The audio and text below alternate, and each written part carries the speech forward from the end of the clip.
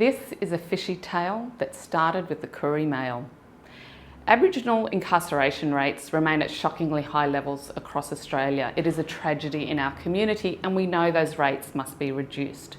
So when I read in the Koori Mail in about 2014 that Aboriginal guys were being prosecuted and imprisoned over fishing, with hundreds of prosecutions in New South Wales just in the past couple of years, we thought maybe at Illawarra Legal Centre we could do something about this issue. So we started having a look in our area and there were two striking issues.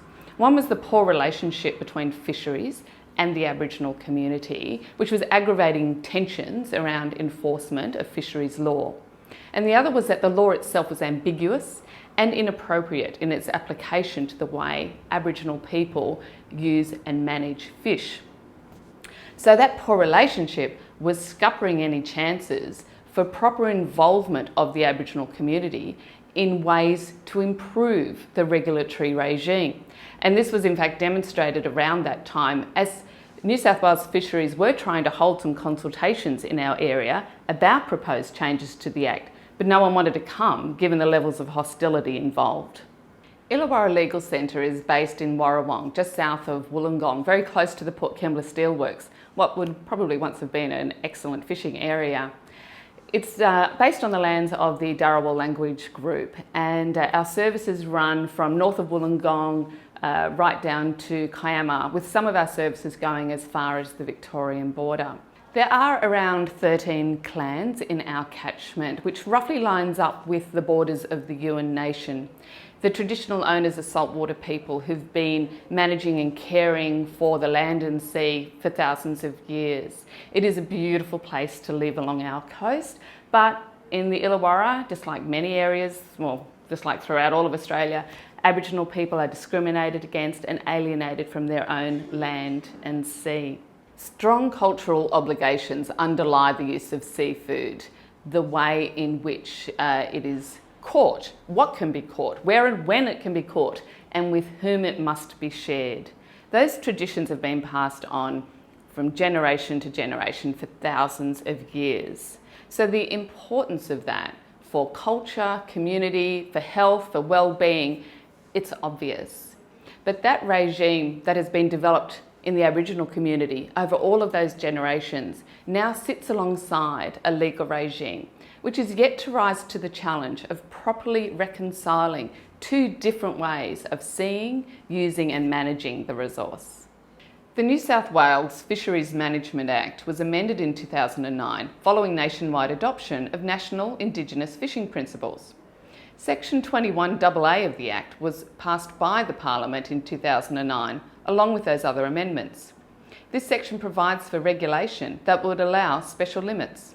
It means that an Aboriginal person practising Aboriginal cultural fishing would not be committing an offence if they took or had in their possession amounts of fish over the limits prescribed in the Act. But when the amendments to the Act came into force in 2010, Section 21AA stayed off the table.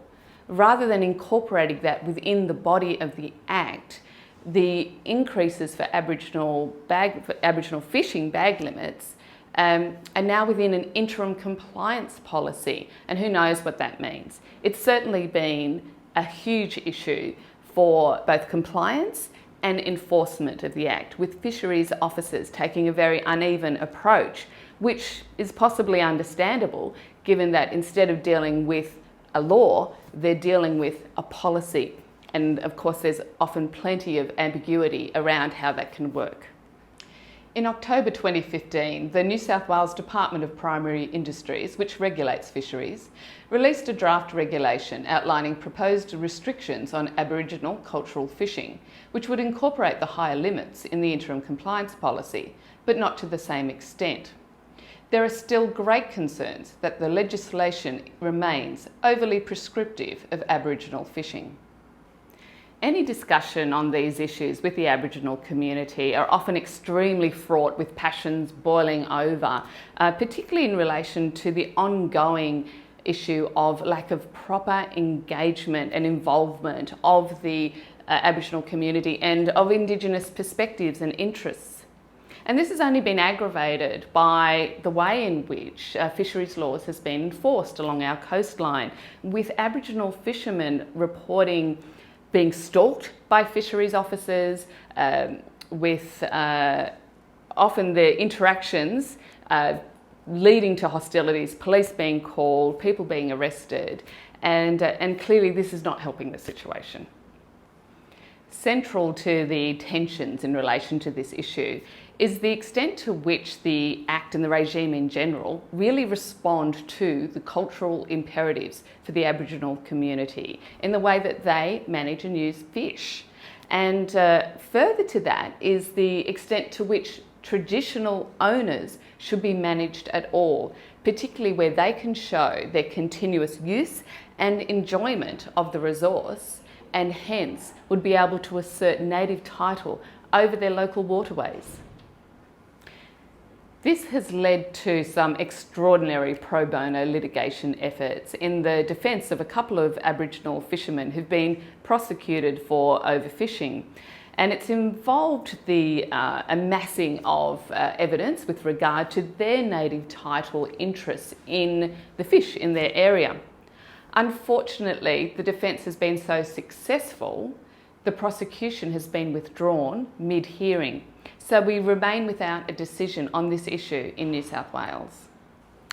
So what to do? At Illawarra Legal Centre, we recognise that great work that was being done in relation to the defence of those fishermen. So we thought we could direct our efforts to trying to preempt the prosecutions.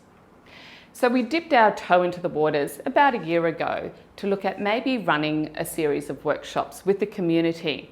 We teamed up with a local organisation, the Illawarra Aboriginal Corporation, and what we thought we could do was see if we could focus on improving that relationship between fisheries and the local community.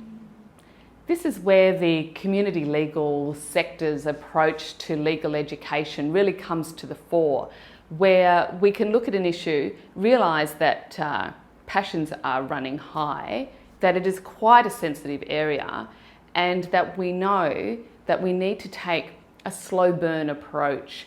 We take our time and we appreciate that we have to give people the chance to accept us before we can have any great effect. At the end of 2014, we got started. We had our first meeting primarily with some of the local elders.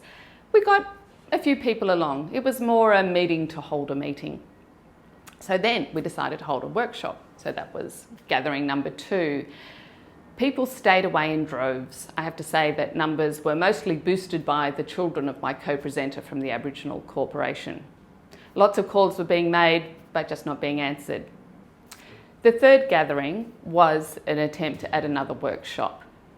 People had started to talk to each other though about what we were doing, and we had around 20 people come along and they had plenty to talk about.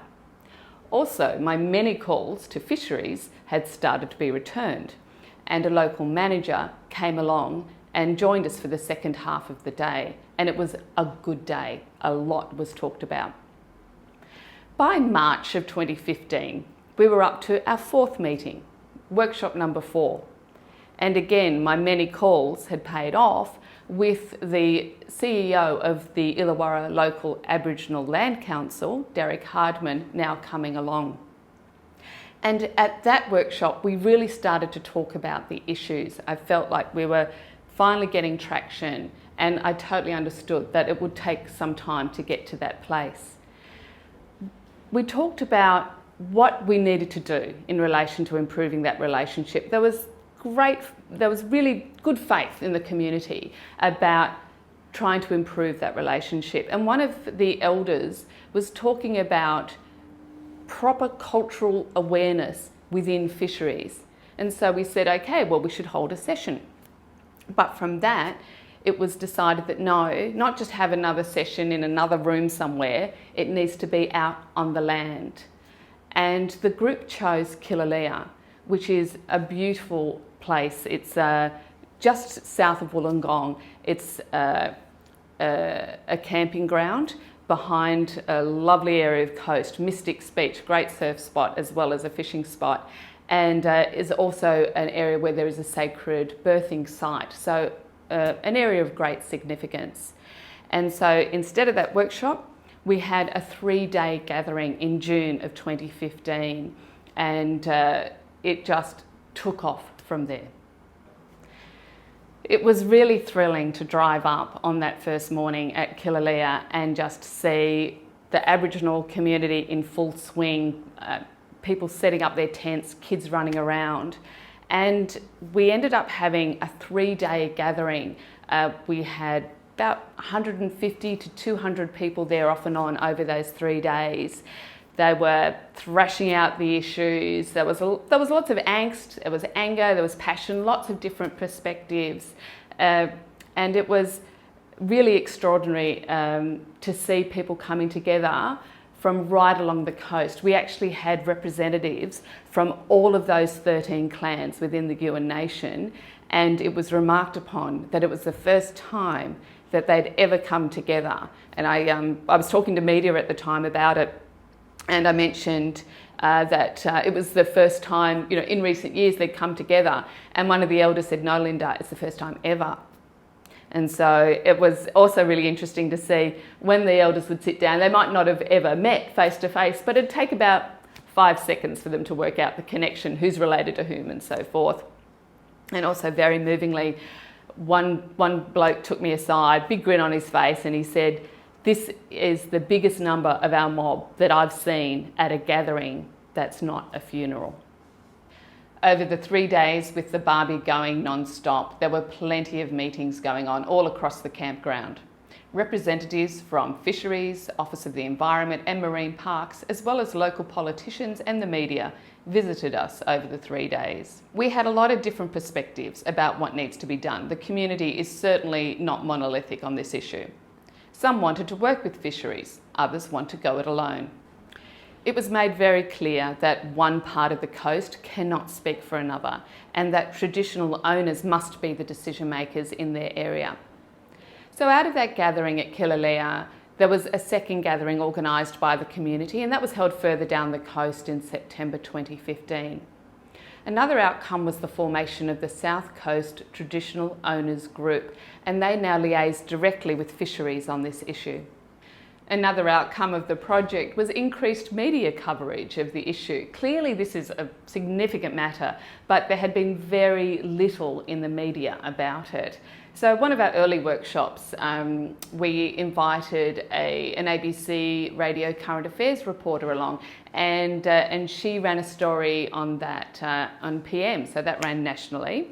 We also had more interviews, and we frequently acted as liaison for journalists wanting to cover the issue. So sort of one built on another, and we've had in-depth coverage on ABC TV, other ABC radio programs, on the Saturday paper, and recently the Good Weekend also ran an in-depth article on the issue. And we think that can only help with increasing awareness and hopefully driving change. So at Illawarra Legal Centre, we're now trying to take a bit of a back seat. We can see the community is up and running with the issue, and we've just let them know they can call on us if they need us, and to us that is what we aim for in legal education and law reform, that we can get an issue up and running and then just let the community know that we're there if they need us.